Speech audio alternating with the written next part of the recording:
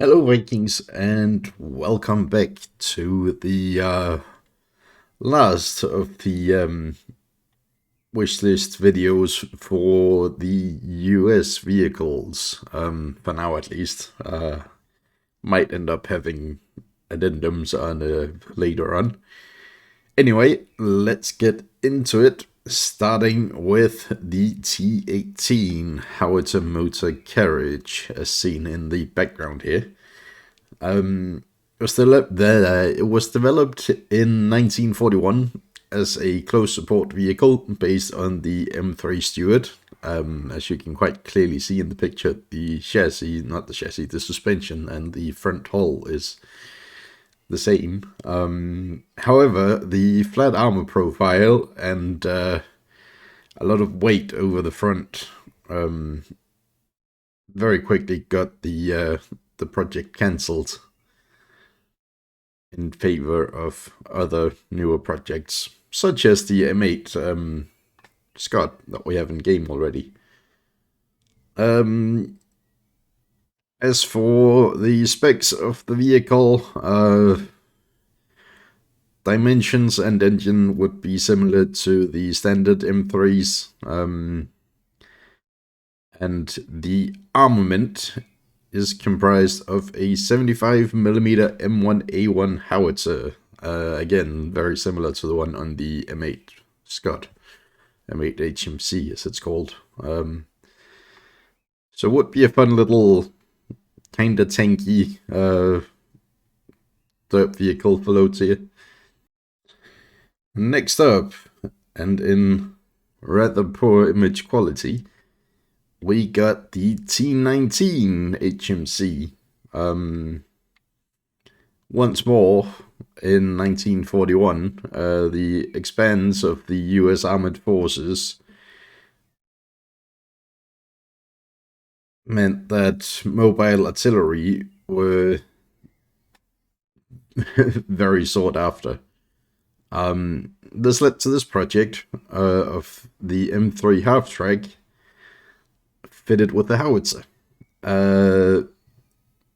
324 vehicles ended up being produced, and they served mostly in North Africa.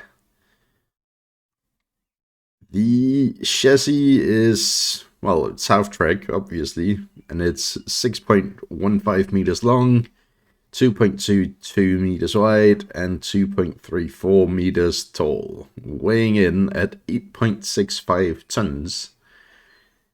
Powered by a white 160 AX6 cylinder engine, producing 147 horsepower and managing a top speed of 72 kilometers per hour. It is armed with the 105mm M2A1 howitzer, fairly similar to that on the Sherman 105, and has 20 degrees of traverse to either side, so wouldn't be that bad. Next up, we got the T40, also known as the M9. This is the second iteration of a casemate tank destroyer based off of the M3 Lee chassis. The first version was known as the T24, but it was deemed to be too tall and the gun mount on it was unsuitable for mass production. The T40 fixed these issues, and with a bunch of outdated guns laying around, it was accepted for a limited production run of 50 vehicles. That's why I got the M9 name. However, the M10 was completed before the T40 was actually ready for production, and well, the M10 was just overall better, so the T40 got cancelled. Once again, I couldn't really find much on the specifics of the hull, but the overall dimensions for length and width is that of the M3, probably a fair bit shorter, and the same power plant. The armament, however, is a repurposed 3-inch M1918 AA gun, 76.2mm. So it's similar to that on the M10, but fewer steps in between. Next up, we got the M37 HMC, a very late war, at least I think late war, might be early post-war, developed in 45 either way. It's developed as a successor for the M7 Priest, based off of the Chaffee chassis. That's a tongue twister right there. However, due to the added weight of the gun and the ammo, the M37 is not quite as mobile as the Chaffee. It is 5.49 meters long, 3 meters wide, and 2.77 meters tall, weighing in at 20.8 tons. Powered by the same twin Cadillac 44T24 engine as the Chaffee, with 220 horsepower per engine and a top speed somewhere in the 48 to 56 km per hour range. The armament is a 105mm howitzer M4. So again, I believe slightly higher velocity than the version we got on the 105 Sherman, but otherwise very similar. And a 12.7mm M2 Browning in, well, as a secondary in its own little bulk. Next up, we got the M44 SPH, one of the post-war designs. It was developed to replace the older SPGs based off of World War II era chassis, like the previously mentioned M37. Utilized the brand new M41 Bulldog hull for the chassis, heavily modified, obviously. It was initially meant to have a closed fighting compartment, but had insufficient venting for the toxic fumes, and the issue was simply fixed by removing the roof of the vehicle. It is 6.16 meters long, 3.24 meters wide, and 3.11 meters tall. Weighs in 29 tons. Powered by the Continental AOS 8953 engine, producing 450 horsepower and a top speed of 56 kilometers per hour. It is armed with a 155mm M114 howitzer and a 12.7mm M2 Browning on the roof. Well, in a Pindle, I suppose. There's no roof. Next up, we got two for the price of one. We got the M53 on the left here and the M55 on the right. It is two separate vehicles, but I have put them in the same bracket, as the only real difference between them is the gun, as is quite evident from the pictures. And obviously the amount of ammo as well, with different calibers.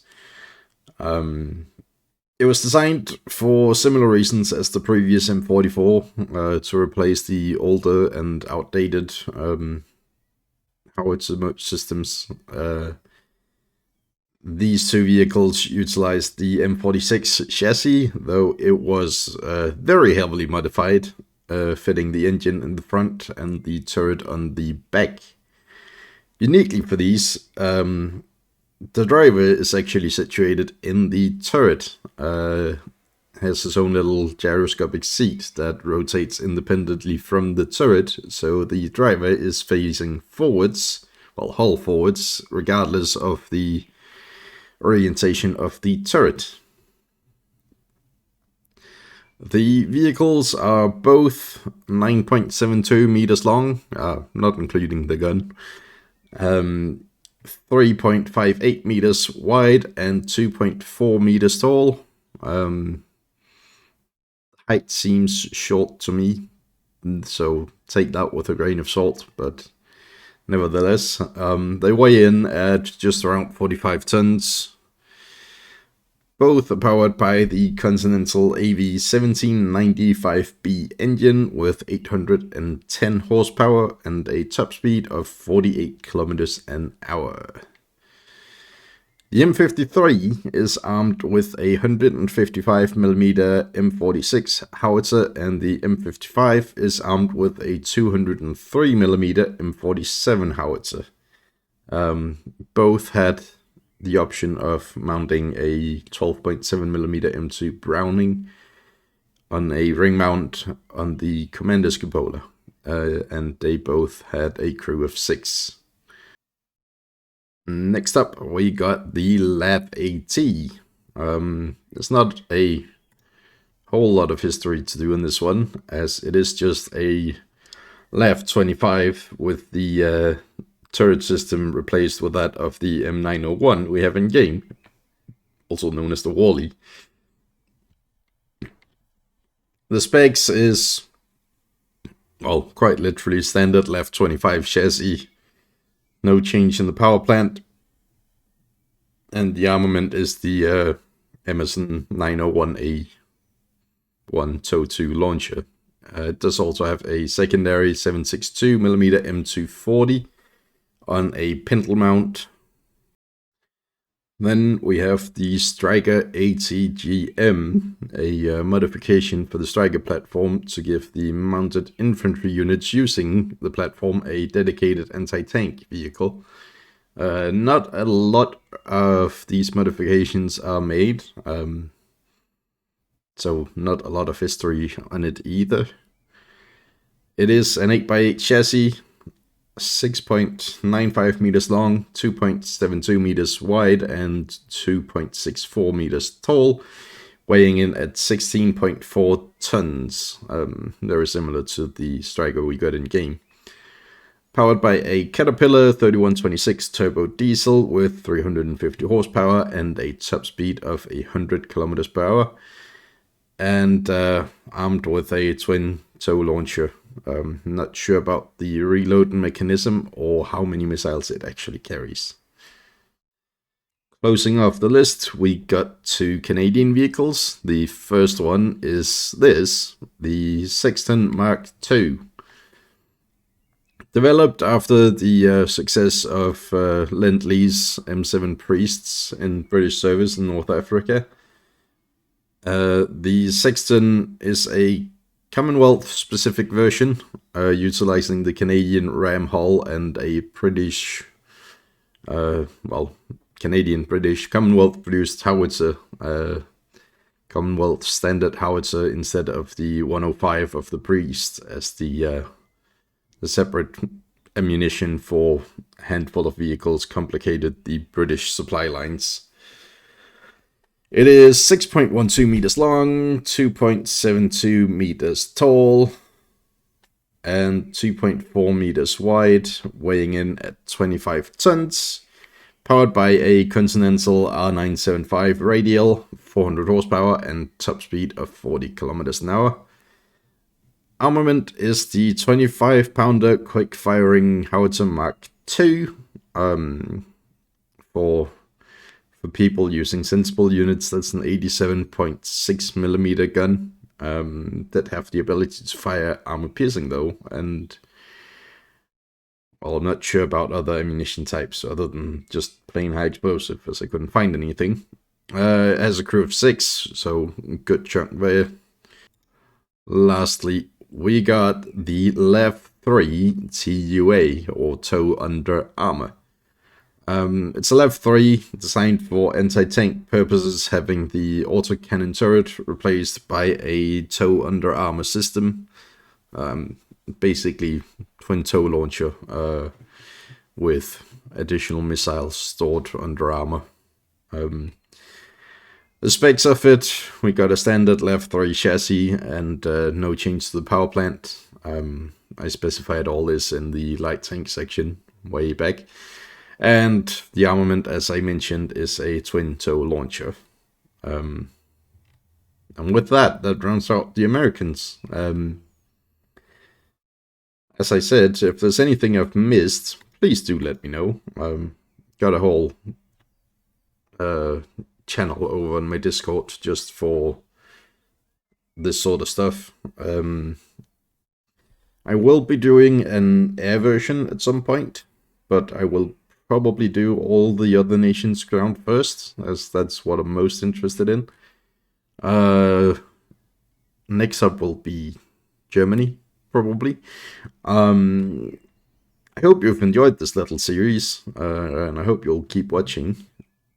Definitely don't forget to subscribe, like and comment, let me know what you think, and hopefully I will see you in the next one.